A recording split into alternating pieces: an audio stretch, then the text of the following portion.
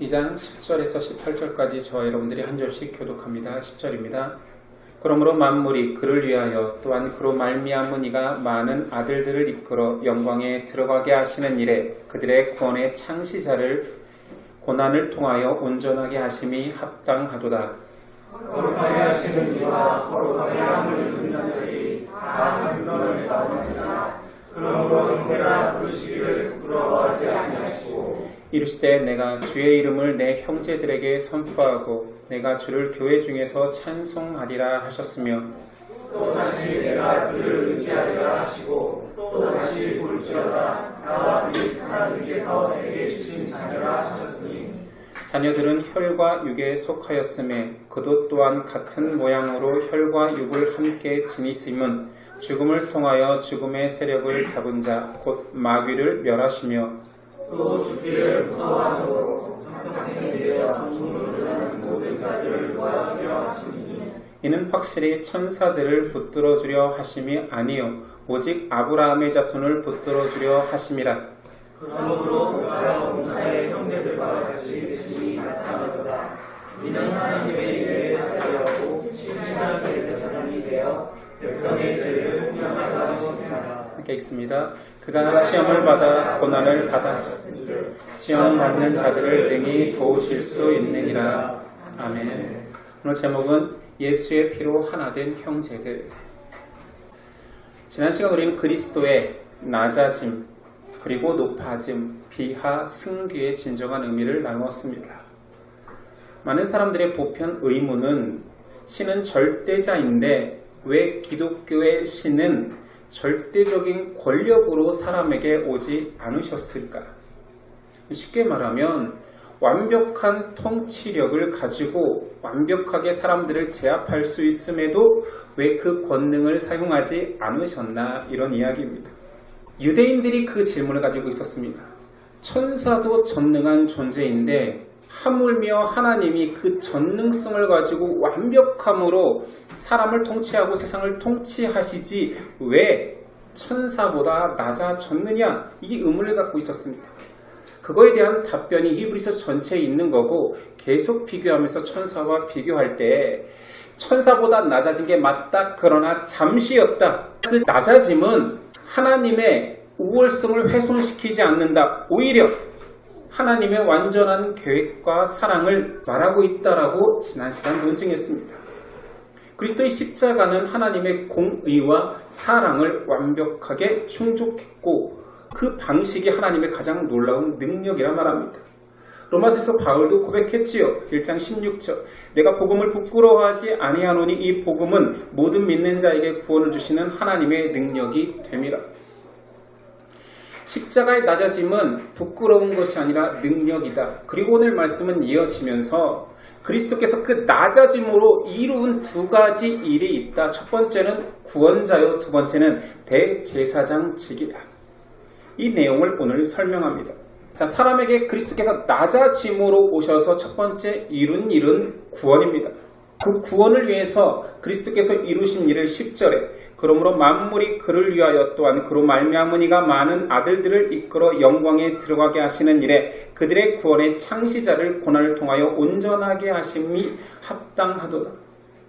창조주가 낮아짐으로 구원의 창시자가 되었는데 그 일은 또한 그로 말미암아서 그 그는 그리스도입니다. 그래서 하나님의 아들 그 유일하신 더 선이 이룬 것은 많은 아들들을 얻게 한 것입니다. 그 많은 아들들은 우리가 되겠지요. 그리스도는 하나님으로부터 나신 유일한 독생자입니다. 그가 아들로 오셔서 하신 일은 많은 죄 가운데 있는 사람들을 하나님의 양자 삼은 것입니다. 우리가 어떻게 그의 자녀가 되었느냐? 우리는 하나님으로부터 출생한 것은 아닙니다. 거듭났지요. 그 방식이 유일한 출생자이신 그리스도를 통하여서 그 아들의 피와 살을 수혈받음으로 인하여서 우리가 그리스도 안에서 태어난 거죠. 이게 정확한 설명은 아니지만 느낌상 이렇습니다. 저는 저희 부모님으로부터 출생하였지요. 그리고 제 자녀는 저를 통하여서 출생하였습니다. 그러나 저희 아버지와 제 자녀와의 관계는 혈육이지. 저희 아버지가 저를 키울 때는 그렇게 사랑스럽고 애틋하게 키우지 않았습니다. 그런데 제 자녀들을 보면서는 자식보다 더 애틋해해요. 자녀같이 여기지요. 이 신비가 그리스도의 낮아짐 속에 포함된 것입니다. 우리는 양자 되어졌지요. 11절 거룩하게 하시는 이와 예수지요. 거룩하게 함을 입은 자들 우리입니다. 다 한 근원에서 난지라 그러므로 형제라 부르시기를 부끄러워하지 아니하시고 예수님은 우리 형제가 되어주셨습니다. 그는 우리보다 먼저 난 자고 그로 인하여서 우리가 형제가 되었으니 어찌 보면 우리의 큰 형입니다. 이건 여담이지만 저랑 같이 전도사 때 같은 방을 쓰던 친구 전도사가 자기는 나중에 목사가 되면 무조건 대형교회 목사가 될 거예요. 굉장히 철없는 소리지요. 대형교회 목사가 된다는 게 어떻게 꿈이 될 수 있습니까? 근데 그가 말하기를 내가 만약에 교회를 개척하더라도 대형교회라 이름을 지으면 대형교회 목사 아니냐. 근데 그 대형은 큰 형님 교회. 예수 그리스도가 우리보다 먼저 형님 되셨으니 나는 큰 형님을 모시는 교회를 하겠다. 대형교회. 나는 작은 교회든 큰 교회든 나는 무조건 대형교회 목사가 될 것이다. 그가 지금 필리핀에서 고대계 선교훈련 받고 있습니다. 그리스도는 우리의 형제가 되어주셨습니다. 아니 절대자가 우리의 아버지라는 것도 사실은 우린 체감하기 힘든데 그리스도 예수께서는 우리의 형제가 되어주셨지요. 이것이 은혜입니다. 여러분이 묵상하기 좋은 것은 혈육의 애틋함입니다. 모두 다 느끼고 있잖아요. 모두 다 혈육을 가지고 있으니까요. 그 애착은 남다르지요. 특히 한국 사람들은 혈육에 대한 애착이 더욱 심합니다. 근데 예수님이 우리의 혈육이 되어주셨다라는 그 의미는 어쩌면 묵상하기 굉장히 좋은 소재예요. 예수님하고 나하고 예수님이 나의 주인이다 또는 나를 구원하셨다라는 묵상도 충분히 있지만 그분이 나의 형님 또는 형 많이 표현하지 않은 단어지요. 근데 오늘은 형제라 부르심을 부끄러워 여기지 않았고 예수님은 실제로 공생의 기간 동안 자기 제자들을 너희는 나의 형제 자매라 라고 칭해 주셨습니다. 혈육이라고 느끼면 애틋함 그런 것이 있지요. 형제의 애틋함, 가족의 그 애틋함 그것도 사실은 히브리서 주제 속에 모든 보이는 것은 보이지 않는 것의 그림자라고 했잖아요. 우리가 가족을 느끼면서 그 애틋함, 잘해주든 못해주든 가족이기 때문에 생기는 그 애틋함도 보이는 거잖아요. 근데 그 보이는 것은 영원한 하나님의 가족, 형제됨, 보이지 않는 것의 그림자일 뿐이라니까요. 이게 실체가 아니에요.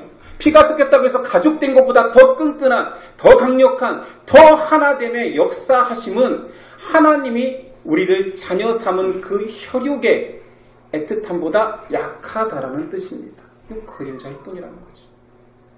근데 실제로 우리가 체감하기는 그렇게 느낄 수가 없죠. 여전히 가족이 귀하고 혈육이 귀하고 형제 자매, 교회 안에 형제 자매가 귀하다라고 고백하는 사람은 드물지요. 그리스도의 낮아짐은 그분이 직접 우리를 형제에 삼기 위함입니다. 그러니 이게 우리의 찬양할 노래가 되는 것입니다. 12절이요. 그러므로 내가 주의 이름을 내 형제들에게 선포하고 내가 주를 교회 중에서 찬송하리라 하셨으며 또 다시 내가 그를 의지하리라 하시고 또 다시 볼지어다 나와 및 하나님께서 내게 주신 자녀라 하였으니 그리스도 편에서는 그분이 낮아주셔서 형제가 되어준 어찌 보면 그분의 낮아짐은 그의 전능성 속에 속해 있는 거라고 생각하기 쉽지요. 그냥 할 수 있는 거 아닌가 전능자는 못하는 일이 없으니. 근데 우리 쪽에서 볼 때에는 상상도 할 수 없는 일이 벌어진 것입니다. 아니 절대자가 나의 형제라니까요. 절대자가 나의 주인이기도 하지만 절대자가 나와 한 가족이라는 의미입니다. 예수님께서 낮아짐으로 메시아가 되셔서 하신 두 번째 일은 죄를 구속한 것입니다. 쉽게 말해 구원시키셨죠. 자, 구원받는다라는 것은 어떤 묶여있는 것에서 탈출하게 된다, 안전하게 된다라는 의미인데 그 모든 성경에 나오는 안전은 죄로부터의 안전입니다. 14절이야. 자녀들은 혈과 육에 속하였음에 그도 또한 같은 모양으로 혈과 육을 함께 지니심은 죽음을 통하여 죽음의 세력을 잡은 자 곧 마귀를 멸하시며 또 죽기를 무서워함으로 한평생 매어 종노릇하는 모든 자들을 놓아주려 하심이니. 그리스도의 낮아짐은 죄에 속해 있는, 그래서 죽을 수밖에 없는 우리를 살리시기 위함이었습니다. 성경에서 죄와 죽음의 메커니즘을 이해해야 됩니다. 모든 죄의 싹은 1년 형벌, 태형, 때려서 벌 준다 이런 거 아닙니다. 하나님이 정한 죄의 싹은 전부 다 사망입니다. 그리고 또 하나님이 진리로 정한 것은 피 흘림이 없이는 그 죄에 사함이 없습니다. 형을 처했다고 해서 죄가 사라지는 것이 아닙니다. 우리가 알고 있는 죄는 굉장히 무서운 거예요. 그 죄는 무조건 다 사망이라니까요. 그리고 그 죄의 삭은 피 흘림으로만 사하겠다. 1년 형벌, 1년 갇혀있다라고 그 죄가 사라지지 않는다. 무조건 죽이겠다. 그것을 선언한 것이 바로 제사제도입니다. 니네가 목숨을 드릴 수는 없잖아. 그러니 너의 죄를 전가한 양이나 염소의 피, 죄의 싹은 피 흘림이니까 그걸로 삼겠다. 그러나 전국적으로 그것은 너의 모든 죄, 영원한 죄를 속하는 것이 아니라 그것은 모형일 뿐이다. 완벽한 제물이 올 것이다. 기다려라. 메시아가 완벽한 제사를 치를 것이다. 우리는 그 완벽한 제물과 완벽한 제사와 완벽한 대제사장으로 오신 예수 그리스도를 알고 있는 거죠. 우리는 그 모든 시스템을 알지만 여전히, 또는 그 피로 인해서 구속받았지만 여전히 연약합니다. 그래서 15절이 나오는 거예요. 또 죽기를 무서워함으로 계속 종노릇하지만 그리스도만이 그 모든 죄 가운데서 우리를 풀어주신다. 다시 그리스도께서 우리에게 하신 일을 이미지화시키면서 이 말씀을 본다라면 우리는 죄가 해결되는 방법을 압니다. 하나님을 믿으면 되죠. 하나님께 나오면 되죠. 근데 여전히 죄가 무서운 거예요. 여전히 죄의 강함 속에 짓눌려 사는 거예요. 그 약함을 아시고 그리스도께서 오셔서 그냥 날 붙들고 흔들리지 마라. 내가 붙들어 주겠다. 내가 너의 모든 죄를 사하여 주겠다. 내가 너와 하나 되어서 너의 죄를 가지고 내가 대신 죽겠다. 내가 죽고 내가 사는 방식으로 너는 살아날 것이다. 이 그리스도께서 하신 일입니다. 우리의 죄사함은 우리가 하나님께 온전히 드렸기 때문에, 회개했기 때문에 사라지는 것이 결코 아니었지요. 바울은 말합니다. 로마서 8장 1절이야. 그러므로 이제 그리스도 예수 안에 있는 자에게는 결코 정죄함이 없나니 이는 그리스도 예수 안에 있는 생명의 성령의 법이 죄와 사망의 법에서 너희를 해방하였습니다. 우리는 결코 우리의 죄를 떨쳐낼 수가 없습니다. 그리스도의 낮아짐으로 이 땅에 오셔서, 사람으로 오셔서 우리의 죄를 가져가신 것입니다. 그리스도께서 메시아 되심과 두 번째는 대제사장 되심이라 했습니다. 왜 히브리 기자는 메시아 되심, 구원자 되심만으로도 충분히 설명될 텐데 대제사장이라는 굉장히 어려운 개념까지 꺼냈을까요? 히브리서가 히브리인을 위함이기 때문입니다. 구약을 설명해야 되기 때문이죠. 17절 그러므로 그가 범사의 형제들과 같이 되심이 마땅하도다. 이는 하나님의 일에 자비하고 신실한 대제사장이 되어 백성의 죄를 속량하려 하심이라. 대제사장을 좀 알아야겠죠. 대제사장은 하나님과 인간의 연결하는 중보자 역할로 레위지파 사람 중에 택하였습니다. 자, 중보자가 누구라고요? 사람입니다. 사람 중에 택하여서 하나님을 연결하는 방식입니다. 대제사장의 주된 임무는 성막에 들어가서 지성소까지 들어가 백성의 모든 죄를 사함받도록 하나님께 제사드리는 일입니다. 대제사장도 사람입니다. 그도 연약하기에 그가 백성과 자신의 모든 죄를 가지고 지성소까지 들어가지만 여전히 연약한 사람이어서 이례적 사건으로 그 문제를 해결할 수가 없는 거예요. 죄가 생길 때마다 해마다 나를 정하여서 계속 대제사장이 죄를 가지고 지성소까지 들어가는 일을 반복해야 했습니다. 그래서 하나님의 완벽한 방식으로 사람 대제사장이 불완전하니 완벽한 대제사장을 보내어서 이례적 사건으로 태초부터 끝날까지 있을 모든 죄를 사하겠다. 이 방식입니다. 그래서 17절 하나님의 일에 자비하고 신실한 대제사장이 필요하니 보내겠다. 유대인들은 이 문제가 해결돼야지 죄의 문제가 해결되는 거예요. 우리의 죄는 대제사장이 지성소에 가서 해결하는 거 아닙니까? 맞다. 너희의 죄를 대제사장이 중보자의 역할로 사람이 해왔는데 불완전하지 않았느냐? 너희가 알고 있는 대제사장들도 많은 사람들이 타락하고 실패하지 않았느냐? 그래서 너희 전체 민족적으로 흔들리고 고난당하지 않았느냐? 자비하고 신실한 대제사장이 왔다. 예수 그리스도지. 사람으로 와서 사람의 죄를 감당하고 인간의 연약함을 그대로 가지고 그 연약함을 그대로 느끼는 속죄의 제물로 그리스도께서 오셨고 그 속죄의 제물을 드린 분 또한 대제사장이신 예수 그리스도였습니다. 자비하고 신실한 대제사장이란 이 표현, 그리스도는 창조주잖아요. 창세기 1장에서부터 등장했던 창조주 중에 한 분이신 그리스도께서 대제사장으로 오셔서 일을 했다라는 거, 앞에서도 말했지만 우리는 계속 어떤 착각을 하냐면 그분은 전능하시기에 너무나 쉽게 하실 수 있는 일을 그냥 감당한 것처럼 말합니다. 어떤 어려운 문제, 사람의 구속이라는 어려운 문제 속에 그리스도께서 오셔서 완수해냈다, 그냥 해결해버렸다라고 착각하는 거예요.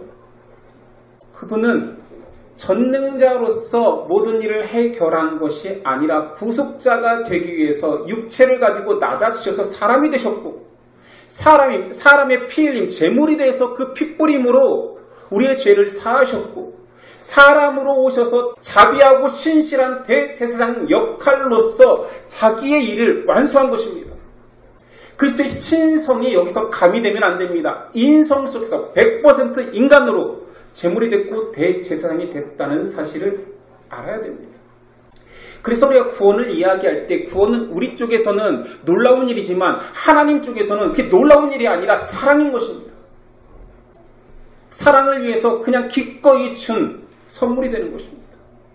이제 그리스도의 낮아짐을 좀 마무리하려고 합니다. 이 낮아짐을 지금까지 가진 지식을 가지고 우리가 적용을 해봐야 됩니다. 그 낮아짐의 결과를 유대 기독교인들은 천사보다 낮은 절대자가 존재할 수 있겠느냐? 그게 무슨 의미가 있느냐? 절대자라면 응당 천사보다 높아야 되고 전능해야 되는데 낮아졌으니 그의 절대성이 좀 의심스럽다 했습니다. 근데 우리는 결과를 가지고 이야기하자는 거예요. 그의 낮아지심은 우리를 위함이고 그의 낮아지심은 하나님의 완벽한 계획이었고 완벽한 사랑이었습니다.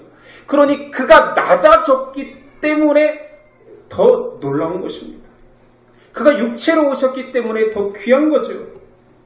유대 기독교인들은 육체로 왔기 때문에 우리는 믿을 수 없다라고 말하지만 우리는 육체로 오신 그리스도이기에 더 사랑스럽고 나를 위한 사랑을 더 많이 느낄 수가 있고, 그는 심지어 나를 육체로 오셔서 내 피를 먹고 내 살을 먹어라, 그래서 너와 나는 형제다라고까지 선언해 주셨습니다. 여러 번역본을 보다가 이 느낌이 안 살아요. 근데 유진 피터슨의 메시지가 지금 제가 설명한 그 느낌을 너무 잘 번역해냈습니다. 그대로 읽어보겠습니다. 자녀들이 살고 피로 된 존재이니 그들을 위하여 구하기 위해 구주께서 살과 피를 잇고 죽으신 것입니다. 그분은 죽음을 껴안고 자기 안에 받아들이셔서 죽음을 지배하는 마귀를 멸하시고 죽도록 죽음을 무서워하며 평생을 위축되어 살아가는 모든 사람들을 풀어주셨습니다. 참 번역을 잘했습니다. 이제 이 느낌을 가지면 17절이 이해가 됩니다. 그러므로 그가 범사의 형제들과 같이 되심이 마땅하도다. 이는 하나님의 일에 자비하고 신실한 대제사장이 되어 백성의 죄를 속량하려 하십니다. 그의 낮아지심은 우리를 위함이었습니다. 그의 낮아짐으로 우리는 그의 형제가 될 수 있었습니다.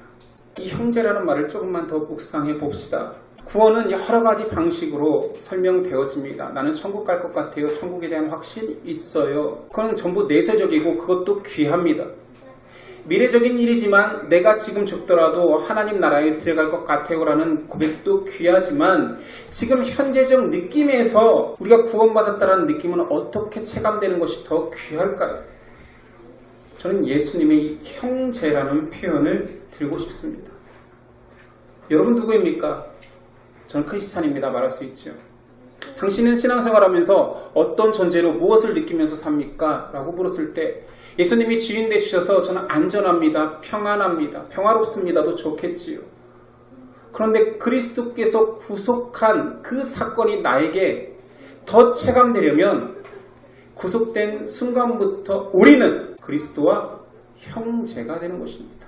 구원의 신비가 다 응축되어 있는 말이지요. 자, 어떻게 내가 예수님을 감히 형할 수 있겠는가? 여러분 신앙생활하면서 예수님한테 형이라고 고백해 본 적이 있습니까? 좀 불경해 보여서 잘 안 쓰는 단어예요. 주님이라고 표현하죠. 예수 그리스도라는 표현이 사실은 이름이 아니라 칭호지요. 구원자이신 그리스도. 그러니까 그리스도이신 예수 이런 표현입니다. 형이라고 잘 표현을 못하는데 이런 잘 다가서지 못하는 우리를 위해서 또 다른 표현으로 예수님이 우리를 하나 삼으셨다는 표현이 있으니 바로 그리스도로 옷 입혔다입니다. 자, 네가 어떤 존재냐고? 너는 죄의 옷을 입었던 자잖아. 이대로 살다 죽으면 지옥 갈 수밖에 없는 존재잖아. 내가 너를 내 피로 씻겨서 새 옷을 입혔어. 그 옷은 바로 그리스도의 옷이야. 갈라디아 3장 27절 누구든지 그리스도와 합하기 위하여 세례를 받은 자는 그리스도로 옷 입었느니라. 계시록 3장 5절 이기는 자는 이와 같이 흰 옷을 입을 것이요 내가 그 이름을 생명책에서 반드시 흐리지 아니하고 내 아버지 앞과 그 천사들 앞에서 시인하리라. 내가 형제가 되었다. 그리스도 하나님과 한 가족이 되었다 할 때 우리는 절대의 자의 가족, 인간사에서 가장 귀한 가족은 왕족이잖아요. 왕족과 같은 존귀한 가족이 된 것입니다. 왕은 왕의 옷을 입습니다. 용이 새겨져 있지요. 왕비는 동왕이 새겨져 있다 그래요. 그리고 높은 고위직에는 학이 그려져 있습니다. 근데 우리나라 왕은 홍영포라 그러잖아요. 붉은색입니다. 왜 그런지 아십니까? 굉장히 슬픈 역사예요. 우리는 황제 나라를 섬기기 때문에 왕은 원래 황제는 황금색 옷을 입습니다. 그래서 중국의 강압에 의해서 니네 왕이 황제는 아니니 붉은색을 입어라 해서 우리가 홍룡표를 입는 거예요. 그러니까 사극에서 왕들이 등장할 때마다 붉은색을 입고 있으면 우리나라가 약했구나. 그 시기에 중국 사극을 보면 전부 다 황금색을 입고 있지요. 나중에 중국의 세력이 약해졌을 때 고종이 처음으로 황토를 입었습니다. 그래서 고종이 노란색 옷을 입고 있는 거예요. 이것이 중요한 것이 아니라 그리스도로 옷 입은 우리는 자, 무슨 색입니까? 성경에 흰색, 계시록에 흰 옷 입고라고 했으니까 단순히 흰 옷이 더 귀하다가 아니라 그 옷을 입은 자만 생명책에서 지워지지 않는다 했습니다. 여러분들이 살아가면서 여러분의 정체성을 어떻게 규정하며 느끼며 살겠습니까? 여러분들이 여전히 죄 가운데 약하고 흔들리는 죄인일 수 있습니다. 그런데 우리는 그리스도의 보혈로 씻김 받고 새 옷, 흰 옷, 그리스도로 옷 입은 왕의 절대자의 자손들입니다. 이 존재감을 아시겠습니까? 그리스도께서 우리를 부르셔서 그에게만 있는 영광을 우리에게 주셨다고 말씀하고 있지요. 그 영광은 바로 그리스도와 한 혈족이 되는. 그래서 그리스도는 이렇게도 표현했습니다. 너희는 왕의 가족이니 신이라. 그리스도가 우리를 신이라 표현했습니다. 그것은 우리가 신성을 나중에 있게 되어서가 아니라 그 과정 속에서 그리스도의 가족 되었기 때문에 너와 나는 한 가족이라. 이런 표현이 더 정확할 것입니다. 유대인에게는 수치스러운 그리스도의 낮아짐, 십자가가 우리에게는 영광입니다. 우리는 육체로 오신 그리스도이기 때문에 더 공감할 수 있습니다. 18절이 이야기하죠. 그가 시험을 받아 고난을 당하셨은즉 시험받는 자들을 능히 도우실 수 있느니라. 그가 육체로 오셨기 때문에 우리가 구원을 받았습니다. 그가 육체로 오셨기 때문에 우리의 모든 죄가 사함을 받았습니다. 그가 육체로 오셨기 때문에 대제사장으로서 우리를 하나님의 자녀가 되는 중보자가 되어주셨습니다. 그가 육체로 오셨기 때문에 18절처럼 우리의 모든 고난을 그가 다 이해하고 계십니다.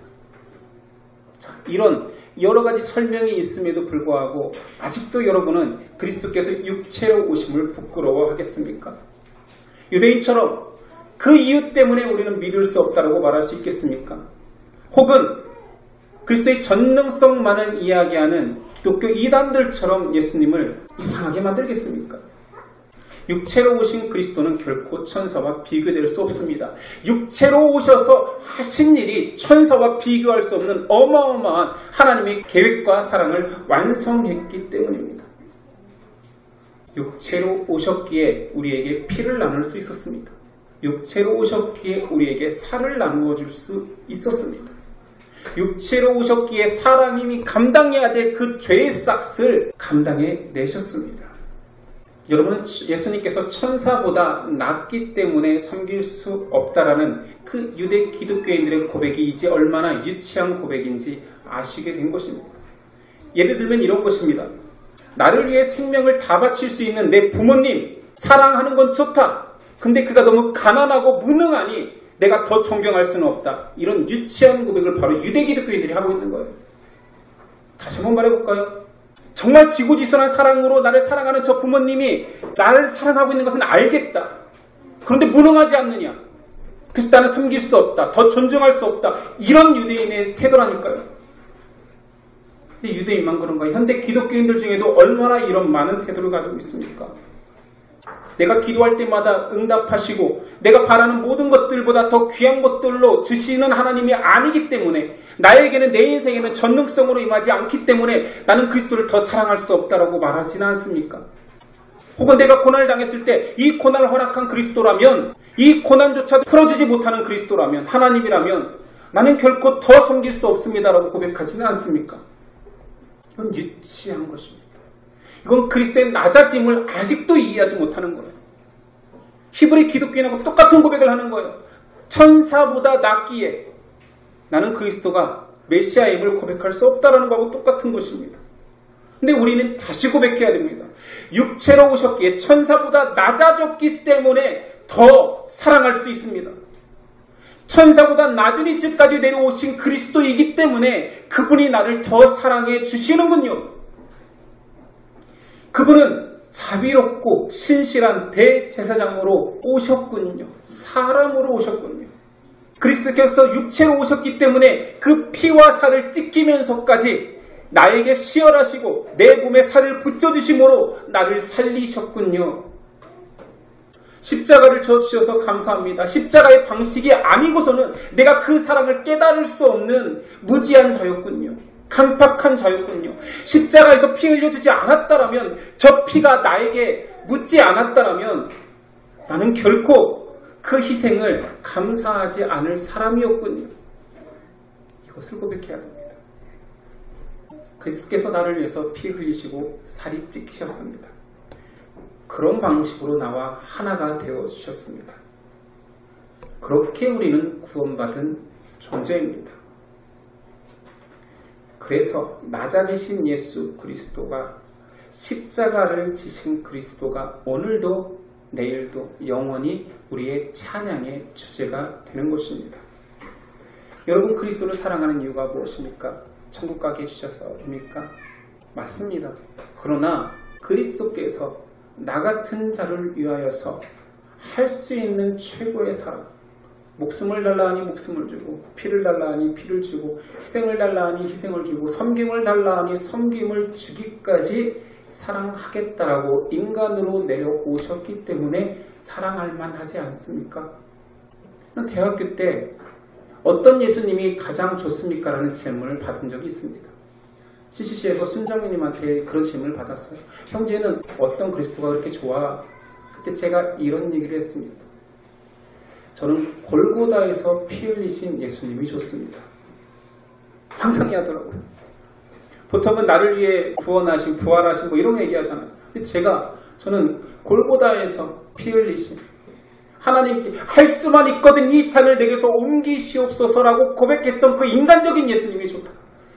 아픔을 그대로 아프다고 고백하고 괴로움을 그대로 괴롭다고 고백하는 그 예수님이 좋다. 왜냐하면 내가 그렇게 못난 존재거든. 나는 그 십자가의 길, 구원의 길이 있다고 하더라도 걸어낼 수 없는 자이지만 예수님의 그 아픔을 인간 그대로 다 받아내셨지만 나를 위해서 그 길을 포기하지 않으신 예수님.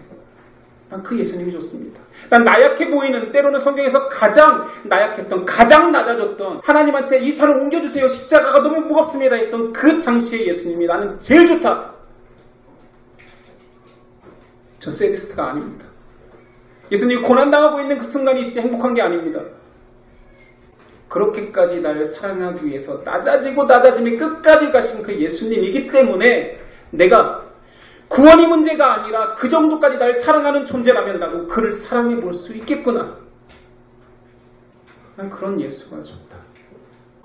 여러분 어떻습니까? 여러분 어떤 예수님을 좋아하십니까? 오병이어 기적의 예수님이요? 무리를 걸으신 예수님이요? 부활 승천하시면서 때가 되면 너를 구원하러 오겠다는 예수님이요? 내가 하나님 나라에 너희 거처를 준비하겠다고 했던 그 예수님이요?